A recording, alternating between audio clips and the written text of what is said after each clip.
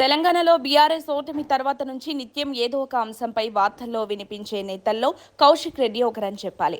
ఆయన తీరు బీఆర్ఎస్ పార్టీని చిక్కుల్లో పడేసేలా ఉన్నాయని ప్రచారం సైతం జరిగింది. ఈ సందర్భంలోనే బీఆర్ఎస్ ఎమ్మెల్యే పాడి కౌశిక్ రెడ్డికి పోలీసులు మరో షాక్ ఇచ్చారు.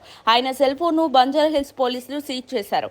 తన ఫోన్ ట్యాప్ చేశారని, బంజారాహిల్స్ పీఎస్కు ఎస్ఐ విధులకు ఆటంకం కలిగించారని ఆయనను అరెస్ట్ చేసిన సంగతి తెలిసిందే.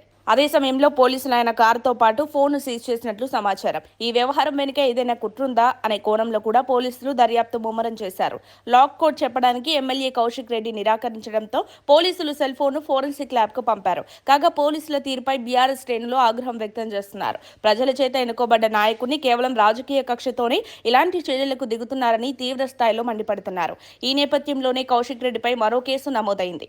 బంజారాహిల్స్ పోలీసులను బెదిరించారని ఆయనపై గచ్చిబౌలి పోలీస్ స్టేషన్లో కేసు చేశారు. అరెస్టు కోసం వెళ్లినప్పుడు చనిపోతానని బెదిరించినట్లు ఎఫ్ఐఆర్లో పేర్కొన్నారు. కాగా మరోసారి కౌశిక్ రెడ్డిని పోలీసులు అరెస్ట్ చేస్తారనే చర్చ రాష్ట్ర రాజకీయాల్లో జోరుగా జరుగుతోంది. అయితే 2 రోజుల క్రితం హుజురాబాద్ ఎమ్మెల్యే పాడి కౌశిక్ రెడ్డిని బంజారాహిల్స్ పోలీసులు అరెస్ట్ చేసిన సంగతి తెలిసిందే.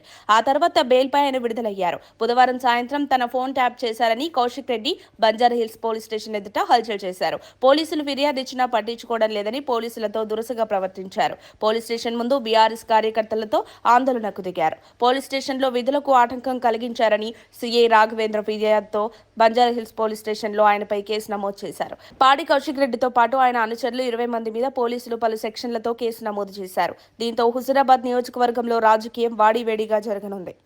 మరిన్ని అప్డేట్స్ కోసం మా కాయ్ టీవీని సబ్స్క్రైబ్ చేసుకోండి. మా వీడియో కనుక మీకు నచ్చినట్లయితే లైక్ చేయండి, షేర్ చేయండి. మీ విలువైన అభిప్రాయాలను కామెంట్ బాక్స్లో తెలియజేయండి.